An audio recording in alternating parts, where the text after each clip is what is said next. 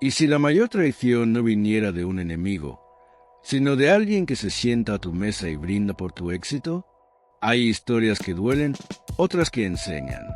Y luego están aquellas que arden lentamente en la memoria, como una cicatriz imposible de ignorar. Historias de venganza, sí, pero no de las que gritan o golpean, sino de las que observan, esperan y actúan con precisión. Álvaro Domínguez, delantero estrella de la selección española, estaba a solo 24 horas de disputar la final más importante de su carrera. Todo el país hablaba de él, de su velocidad, su instinto, su humildad.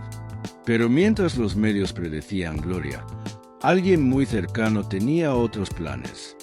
En una cena íntima, bajo el techo de una familia que nunca lo aceptó, su suegro, una figura respetada en el fútbol de élite, le ofreció una copa de vino para brindar por la victoria. Un gesto elegante, cortés. Pero cuando Álvaro vio el leve temblor en su mano y ese brillo extraño en su mirada, supo que algo no encajaba. Lo que ocurrió después no fue solo inesperado. Fue el inicio de una partida silenciosa, donde el verdadero rival no estaba en el estadio, sino sentado justo frente a él. Álvaro Domínguez no nació en el mundo de los trajes caros ni de los apellidos con peso. Creció en un barrio obrero de Sevilla, donde las calles polvorientas servían de campo de entrenamiento y una pelota gastada podía ser más valiosa que cualquier juguete. Desde pequeño mostró un talento natural para el fútbol, pero más que técnica, lo que lo distinguía era una voluntad inquebrantable. Jugaba con hambre, como si cada pase fuera una posibilidad de cambiar su destino. Y lo cambió. A los 20 ya estaba en la liga profesional, y a los 27 era el 9 titular de la selección nacional. Pero el fútbol no fue su único gran acierto. También se enamoró. Lucía Esteban era diferente a todo lo que Álvaro conocía. Inteligente, pausada, con una elegancia natural que no dependía de marcas ni apariencias. Se conocieron en un evento benéfico, cuando Álvaro todavía era un hombre emergente. Ella, politóloga especializada en derechos deportivos, estaba más interesada en la ética institucional que en los goles. Su conexión fue instantánea, pero con el tiempo también se convirtió en una fuente de conflicto constante. Lucía era hija de Manuel Esteban, es directivo influyente de la Federación y actual empresario multimillonario, conocido por su carácter férreo y su obsesión con el prestigio. Para Manuel, el amor de su hija por un futbolista, por más exitoso que fuera, era un error de juventud. Jamás lo dijo abiertamente, pero lo insinuó de mil formas, con preguntas cargadas, comentarios despectivos camuflados de interés, bromas sobre la falta de formación académica de Álvaro. En público mantenía una fachada cordial. En privado era hielo. Las primeras veces, Álvaro intentó comprender. Se esforzaba por agradar, por demostrar que no era lo que el suero pensaba. Regalaba entradas a partidos importantes. Compartía detalles sobre sus entrenamientos, incluso asistió a cenas formales que detestaba, donde los silencios eran más elocuentes que las palabras. Pero nada cambiaba. En una ocasión, mientras Lucía servía el vino, Manuel comentó: «Espero que la final no lo distraiga de lo importante, el deber familiar, por ejemplo». Álvaro sonrió, pero por dentro sintió el golpe. Era como si cada gesto amable ocultara un juicio silencioso. Y Lucía, aunque leal, estaba atrapada entre su pareja y la lealtad filial. Nunca defendía abiertamente a su padre, pero tampoco lo desafiaba. Con el tiempo, el desprecio fue ganando matices más oscuros. Empezaron a circular rumores que Manuel había intentado influir en convocatorias del equipo, que desaconsejaba públicamente los contratos de patrocinio en los que aparecía Álvaro, que incluso había sugerido a ciertos medios minimizar su relevancia deportiva. Nada se podía probar, pero todo se sentía real. La noche anterior a la final del mundo, el ambiente era tenso. Manuel organizó una cena privada, supuestamente para fortalecer los lazos familiares. Lucía insistió en asistir. Álvaro, agotado por los entrenamientos, aceptó por amor, por paz. Pero mientras se sentaba a la mesa, sintió algo distinto, como si esa noche no fuera una cena más, como si el campo de batalla se hubiera trasladado del estadio al comedor familiar, y el partido, esta vez, no se ganaría con goles.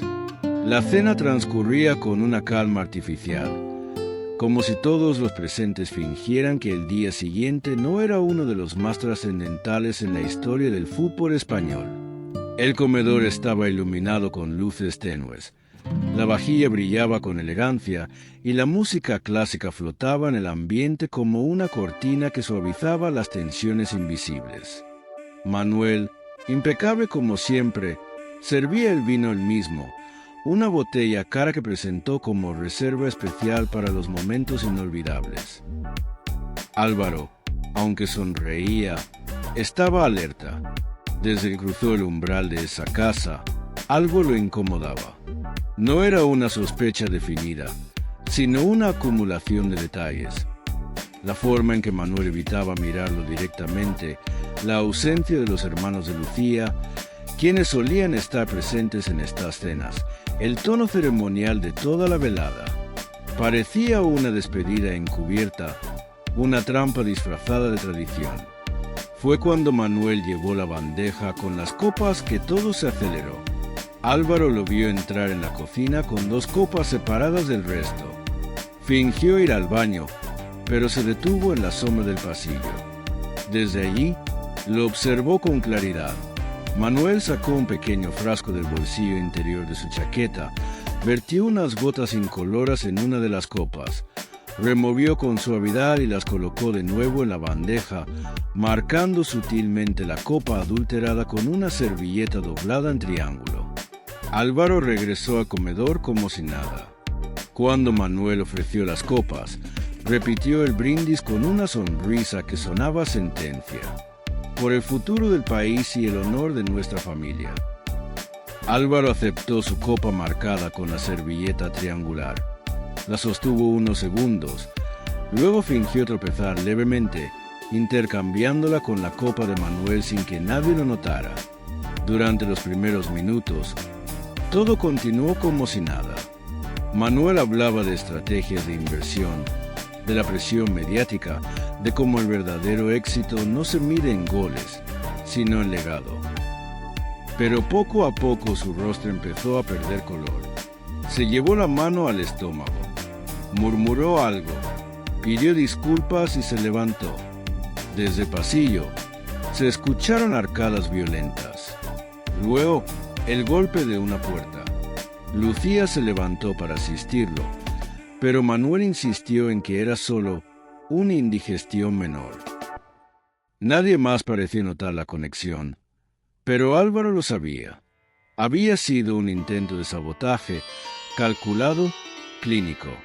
Mientras sostenía su copa intacta, comprendió que ya no se trataba de ganar aceptación. Lo que estaba en juego era su carrera, su dignidad y quizás algo más profundo. Aquel brindis no era solo una traición, era una declaración de guerra, y Álvaro no pensaba perder. Esa noche, Álvaro no dijo nada. No a Lucía, no a nadie. Sonrió con discreción durante los postres, agradeció por la cena con un apretón de manos frío y regresó a casa con el estómago cerrado y la mente en ebullición. En otro momento, quizá lo habría dejado pasar, atribuyéndolo a una paranoia alimentada por el cansancio. Pero aquella mirada de Manuel mientras se secaba el sudor de la frente, justo antes de encerrarse en el baño, fue suficiente para confirmar lo que ya intuía. No fue una coincidencia. Al llegar al apartamento, Álvaro envolvió la copa intacta en una bolsa hermética y la guardó en su maletín. Se sentía tenso, pero no rabioso.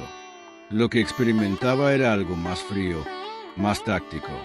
Era concentración. El mismo tipo de enfoque que aplicaba cuando visualizaba un partido complejo. Analizar al rival, leer sus patrones, esperar el momento justo. Al día siguiente, después del entrenamiento ligero previo a la final, llamó a Sergi Narváez, un antiguo compañero de equipo que ahora dirigía un laboratorio de toxicología deportiva. No necesitó muchas explicaciones. «Tengo algo que necesito analizar discretamente», le dijo. «No es doping, es personal». Sergio entendió al instante. Álvaro le entregó la copa con una frase seca. «Necesito saber si había algo en esto. Y si es así, ¿qué exactamente?». Mientras esperaba los resultados, Álvaro empezó a investigar por su cuenta. No en periódicos ni en redes sociales. Buscó discretamente entre contactos del mundo del fútbol, personas que alguna vez estuvieron cerca de Manuel Esteban. Representantes, asistentes técnicos, periodistas deportivos. Lo que encontró fue un patrón inquietante. Hace años, cuando Lucía salía con otro joven futbolista, uno que desapareció misteriosamente del radar justo antes de fichar por un club importante, se rumoreaba que había sido aconsejado por una figura poderosa para romper la relación. Otro testimonio, más reciente, mencionaba que Manuel había intervenido en la rescisión de un contrato publicitario en el que también aparecía Lucía, alegando conflicto de intereses familiares. Incluso descubrió que 2 periodistas habían recibido filtraciones anónimas sobre supuestas fiestas privadas de Álvaro con otros jugadores, justo en momentos clave de su ascenso profesional. Nada había salido publicado, pero los intentos estaban ahí, latentes.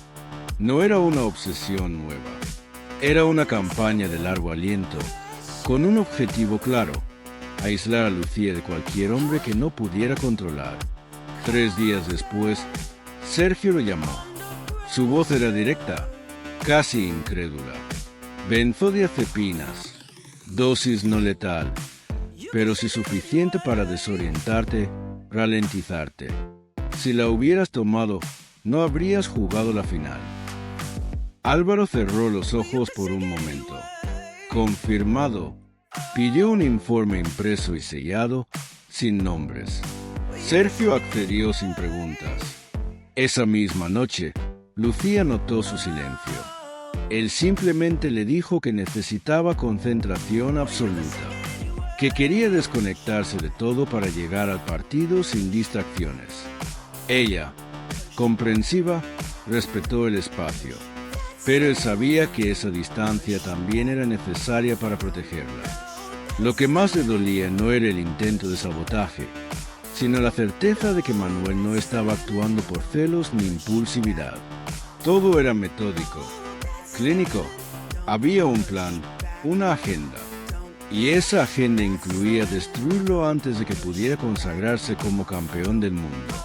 Pero Álvaro ya no era un muchacho que buscaba aprobación. Era un hombre decidido, con una red de apoyo más grande de lo que Manuel sospechaba. Y si hasta ahora había sido un blanco silencioso, estaba a punto de convertirse en algo mucho más incómodo.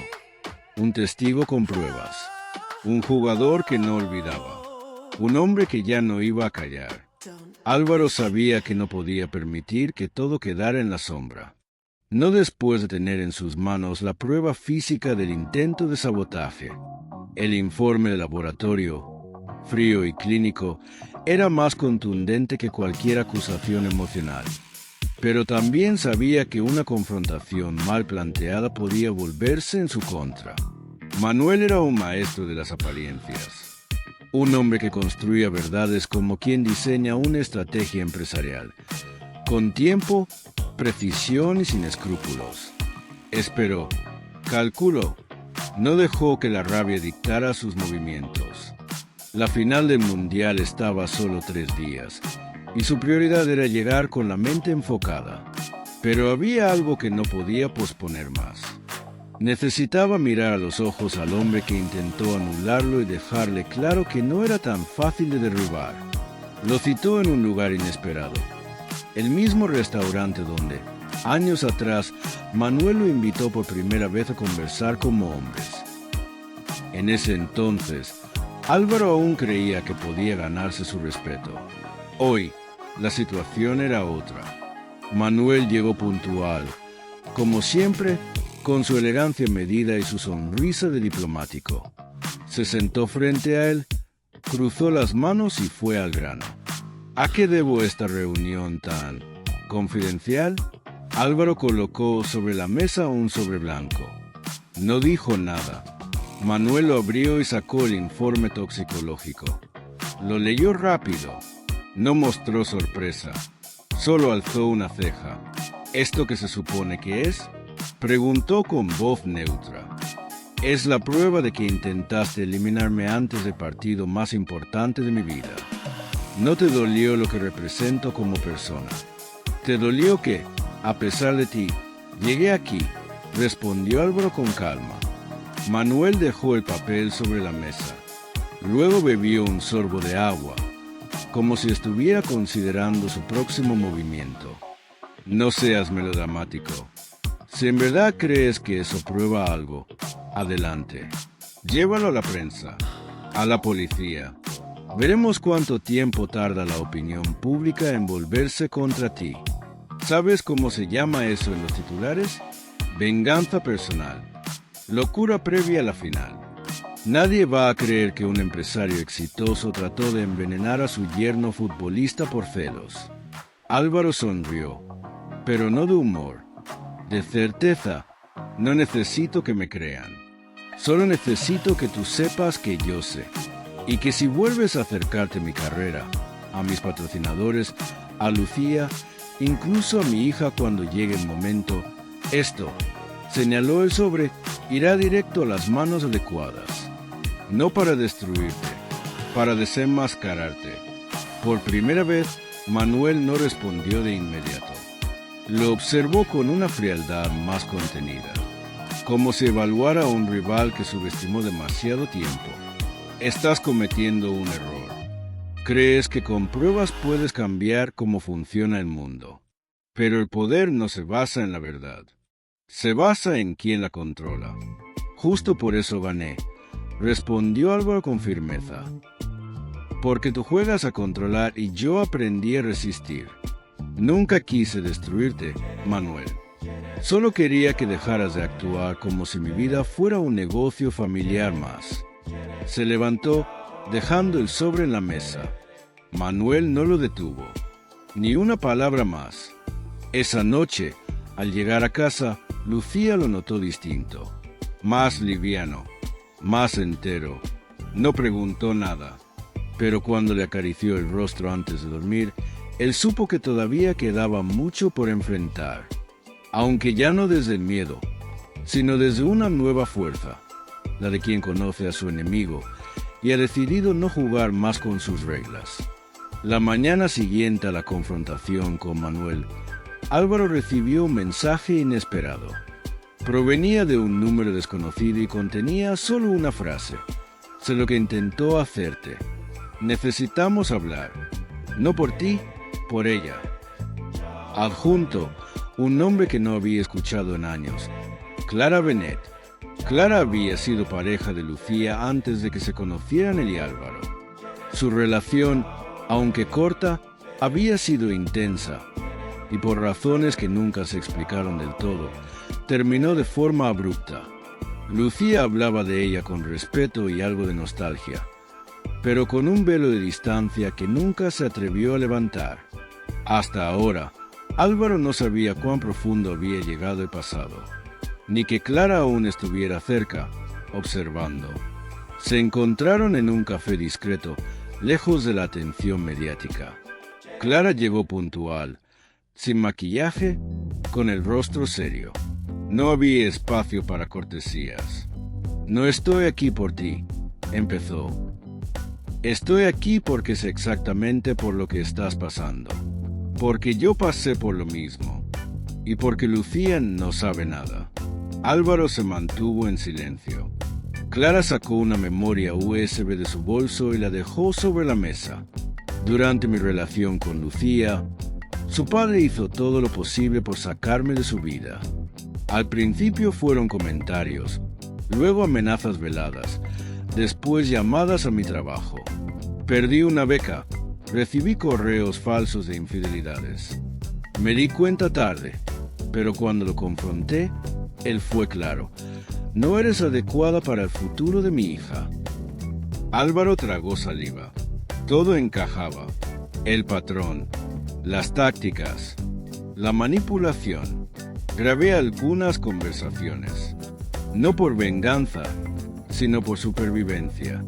Por si algún día necesitaba protegerme. Y cuando me enteré del intento con tu copa, supe que el patrón no había cambiado. Solo el objetivo. De vuelta en casa, Álvaro revisó los archivos. Eran grabaciones de voz en diferentes fechas. La más reciente lo dejó paralizado.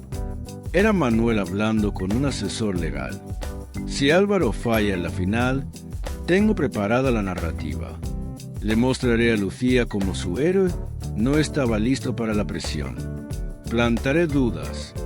Le haré pensar que su carrera y su familia no son compatibles. Ella terminará alejándose por decisión propia. Y así, como siempre, todo parecerá natural. Había más.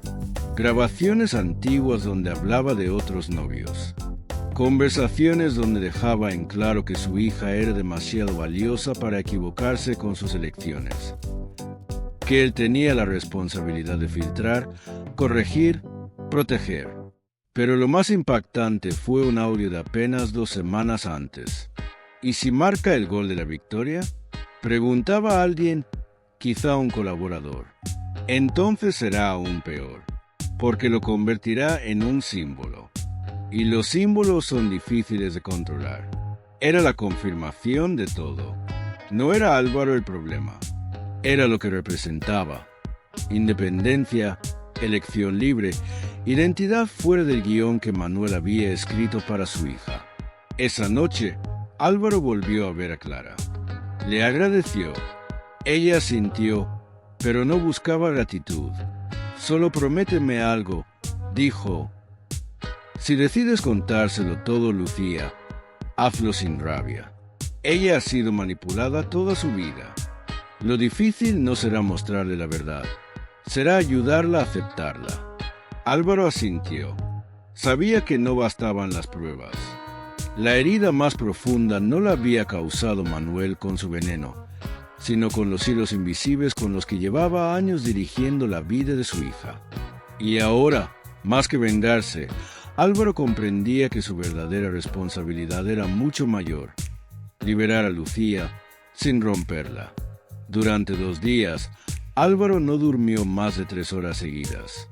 No por nervios de partido, aunque también estaban ahí, pulsando con cada notificación del móvil, sino por la decisión que debía tomar.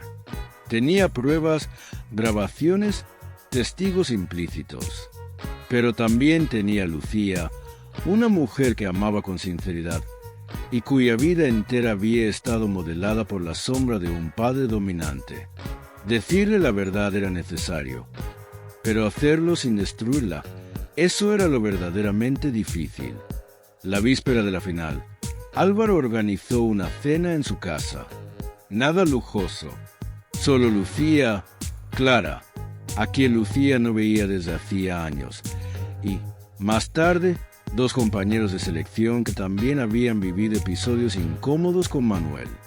Cuando Lucía preguntó por qué estaban allí, Álvaro tomó su mano, la miró a los ojos y dijo: «Porque ha llegado el momento de dejar de fingir». Conectó su portátil al televisor y comenzó a reproducir los audios. El silencio fue absoluto.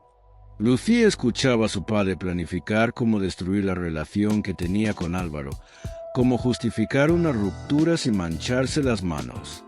Escuchó también los audios de años atrás, las estrategias aplicadas contra Clara, la frialdad con que hablaba de su propia hija como si fuera una extensión de su poder.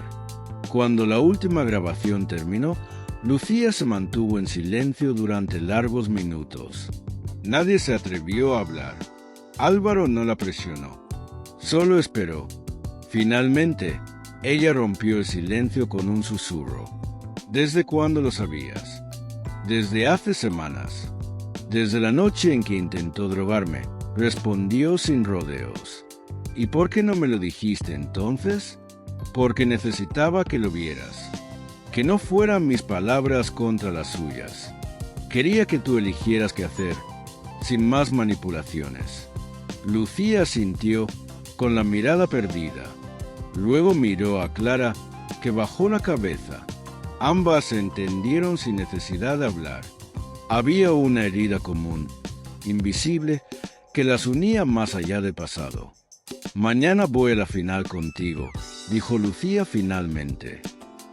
Pero cuando regresemos, quiero enfrentar a mi padre, y quiero que tú estés allí. La final fue épica. España se enfrentaba a Brasil, y el mundo entero tenía los ojos puestos en el estadio. Álvaro jugó con una calma que sorprendió incluso a sus entrenadores.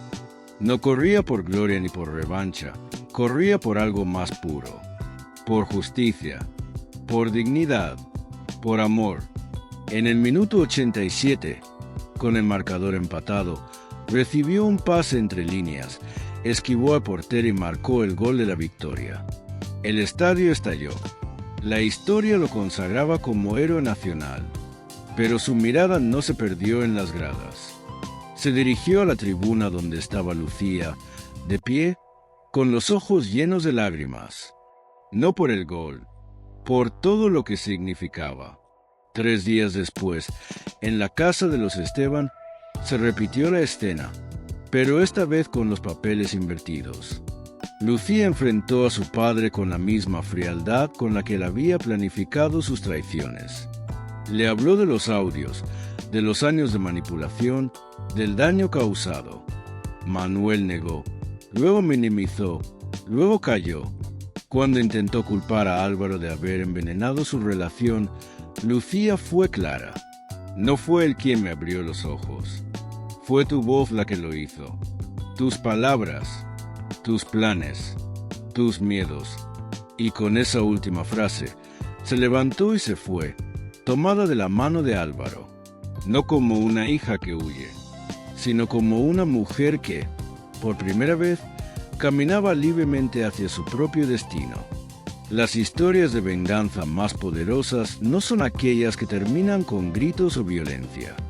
Son las que transforman el dolor en claridad y la rabia en propósito. Lo que vivió Álvaro no es solo una anécdota deportiva o familiar.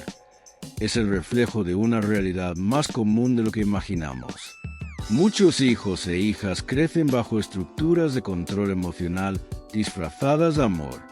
Padres que no saben soltar, que imponen sus sueños sobre los de sus hijos, que manipulan con miedo bajo el pretexto de protección. El caso de Manuel no es único, pero sí ejemplar. La verdadera fuerza de esta historia no está en el gol final, sino en la decisión de no seguir el juego del poder. Álvaro ganó sin destruir, y eso es algo que, como sociedad, necesitamos aprender. A poner límites, a sanar con firmeza y a elegir caminos sin renunciar a quienes somos. ¿Y tú?